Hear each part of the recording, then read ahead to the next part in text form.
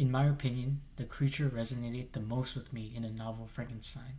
He is a clear symbol of innocence and someone who just wants to be accepted in society, mirroring the majority of the human population today. What I mean by this is that he had no control over his creation and his appearance, and at the beginning he didn't care about it because he had only experienced the world in a short amount of time. But later, when he learns about the history of the world and other humans and their behavior, he realizes that he is an anomaly and he will forever be an outcast in human society. An example of his belief can be seen when a monster and Frankenstein meet for the first time after murdering William. The monster exclaims, "All men hate the wretched. How, then, must I be hated, who am miserable beyond all living things?" In this quote, the monster shows how predictable humans react towards him. They see him in lenses of disgust no matter how his actions affect others.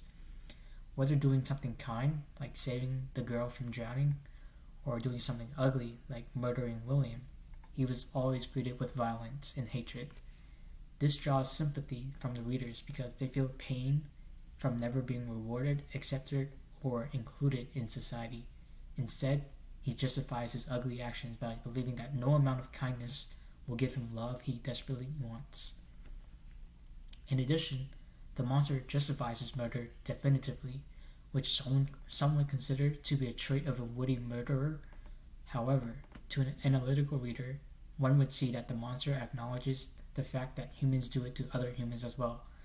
The monster explains, "For a long time, I could not conceive how one man could go forth to murder his fellow, but when I heard details of vice and bloodshed, I turned away with disgust and loathing." This shows the readers that the monster's actions are not inhuman and unnatural. One kills people to hurt those who care about them, and it occurs all throughout history. Again, this forces the reader to look past his gruesome murders to see his deep anger that resides in his mind.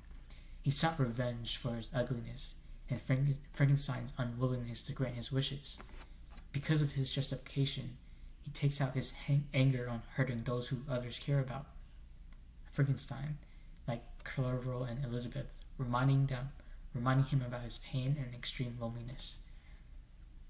And another section of the story that demonstrates his views as an outcast in society is when the monster demands from Frankenstein a female companion in similar build to help share his hopelessness.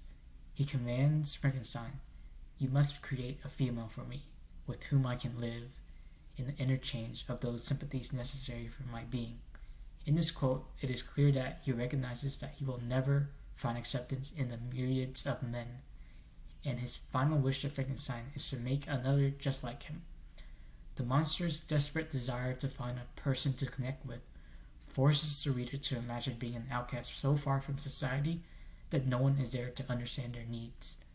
Instead of having close friends or people to rely on like the rest of us, the monster has no one. Thus, the reader understands his intention with that odd request. Overall, the monster's character is well written and resonates with me the most. Without the sad perspective from the monster demonstrating his loneliness, his action would be truly seen as more evil and his character more villainous.